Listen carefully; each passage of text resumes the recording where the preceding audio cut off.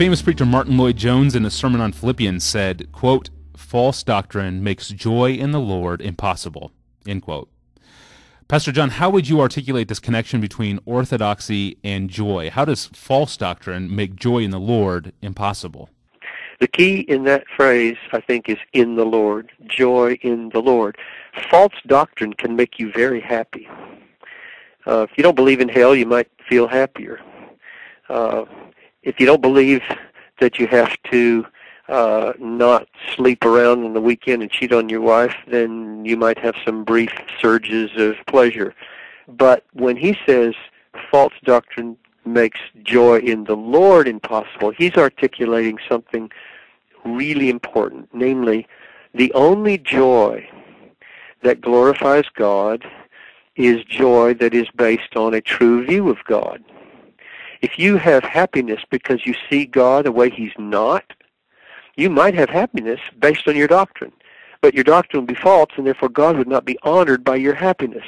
Be like a person who's just thrilled. He's watching his favorite football team, and they just crossed the goal line. Yay, yay! He's cheering his lungs out. And he realized he ran the wrong way.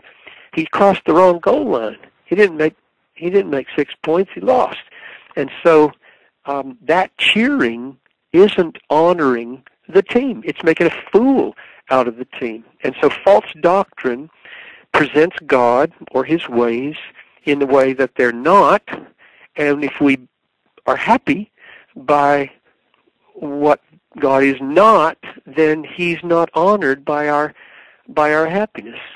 And so right doctrine is in fact a way of showing God and his ways as they really are, so that our joy can be in what is, and then our joy is an honor to God, and God is most glorified in us when we are most satisfied in him. I don't always say, but I should say more often probably, that when I say that, God is most glorified in us when we are most satisfied in him, it presumes that the God in whom we are satisfied is the true God, that we have true views of him, and so false views of God will prevent joy in the true God, and that's the only joy that honors God. And I don't know whether he had it in mind or whether you have it in mind when you ask the question, but clearly, if you have a wrong view of salvation, you lose your joy forever. And that's what was happening in the book of Galatians. They knew God, and the Pharisees knew God, and Jesus says you're children of hell, and you're going there because your view of how to relate to God is upside down. You think that God is impressed by your works for him and that you can put him in your debt, and you can't. That's a hellish doctrine, and cursed are those who bring a gospel like that, Paul said. So all happiness vanishes, and that's probably what ultimately Martin Lloyd-Jones means. All happiness is going to vanish for those who follow a false gospel. So it seems built into this is some level of distrust towards our own affections. That's a very good point. In fact, the way I would build on that, I have been criticized sometimes for being a hedonist, a Christian hedonist, because historic hedonism has often meant pleasure becomes the criterion of what is right. You discern what is right by what makes you happy.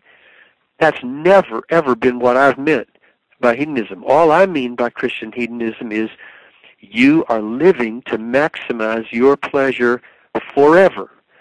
And that's the biblical sense of why it's right to pursue your happiness. But yes, we must be very suspicious of making our pleasures the criteria of what is right or holy or good or true.